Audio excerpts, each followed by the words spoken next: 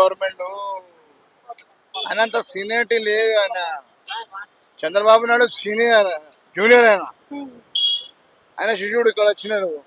అదృష్టమైన కాంగ్రెస్ అధ్యక్షుడు చేసింది సేవలు మంచిగా అంటే తెలంగాణ పార్టీ చంద్రశేఖర్, మళ్ళా కేటీఆర్, కవితమ్మ. దానికి ఏదో ఇష్యూ చేసుకొని వీళ్ళు ఏం చేస్తున్నారంటే పాపం పరిచయం చేస్తున్నారు. అట్లా ఏం లేదు. డెవలప్మెంట్ విషయంలో అంటే కేసీఆర్ అన్ని డెవలప్మెంట్ చేసేది, నీళ్ళది కానీ, కరెంట్ది కానీ, రోడ్లది కానీ, మొరలు కానీ. మళ్ళీ ఇంకోటి ఏమన్నా గరీబులకి ఇచ్చేది అయినా షాదీ ముబారక్, కళ్యాణ మండపము, మళ్ళా పింఛన్ను, ఇవన్నీ చేసేది. మళ్ళా బతుకమ్మ పండుగ సాడీలు ఇచ్చేది, రంజాన్కి ఇచ్చేది, మళ్ళా క్రిస్టియన్ పండుగ అన్నీ తెలంగాణలో ఉన్నాయి. నిజాం ఎస్టేట్లో దానికి ఆయన మంచిగా చూసి కేసీఆర్ సాబ్ నడిపించినాడు రాజకీయం ఈ తెలంగాణ. ఆ తెలంగాణలో మన రేవంత్ రెడ్డి గారు వచ్చి హామీలు ఇచ్చి ఇప్పుడు దాకా ఒక్కవి వేయలేదు. ఆ పాత షెర్వలతో కలుసుకొని కార్డు ఇస్తున్నా చేస్తున్నా అంటున్నాను.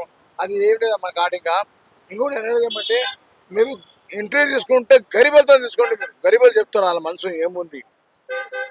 ఇంకొకటి ఏమంటే అమ్మా ఏటీవీది 5టీవా 5టీవీ నాది ఉన్నాయి ఇచ్చిన నేను. అంటే అనేది ఏమంటే ఇప్పుడు మనకి కావాల్సింది జనాలకి నీళ్లు తాగతానికి, పండటానికి కరెంటు, నడవటానికి రోడ్లు, ఉండటానికి మోరీలు, ఇవన్నీ పనులు కేసీఆర్ సాబ్ గల్లీ గల్లీ ప్రతి ఎమ్మెల్యేకి ఏరియాలో ప్రతి ఎమ్మెల్యేలా కార్పొరేటర్లకి చేసి దినం అదే పైన పంపాలి. మన కూకట్పల్లి కాన్స్టిట్యున్సీ మన మాధవరావు కృష్ణ ఎమ్మెల్యే గారు ఉన్నాడు. బ్రహ్మాండంగా ఆయన 70-50 ఏతో కలిసినాడు. ఆయన మంచి డెవలప్మెంట్ దినం చూస్తాడు ఆయన.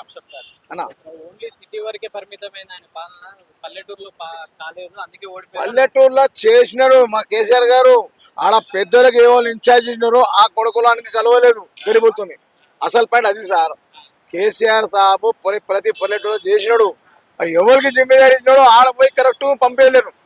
అదే తెలియదు అసలు పాయింట్ అది. అదే అదే తప్పు జరిగింది కదా, జనాలతో తప్పు జరిగింది. జనాలు అదే అంటారు మనకి కావాలా కేసీఆర్ కేసీఆర్ కేసీఆర్ అంటున్నారు అందరూ.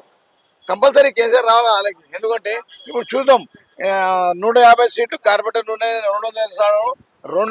ఈయన తీసుకొస్తాడు కేసీఆర్ సార్. ఈసారి ఛాలెంజ్ చేస్తున్నాడు 200 కేసీఆర్ సార్ తీసుకొస్తున్నాడు.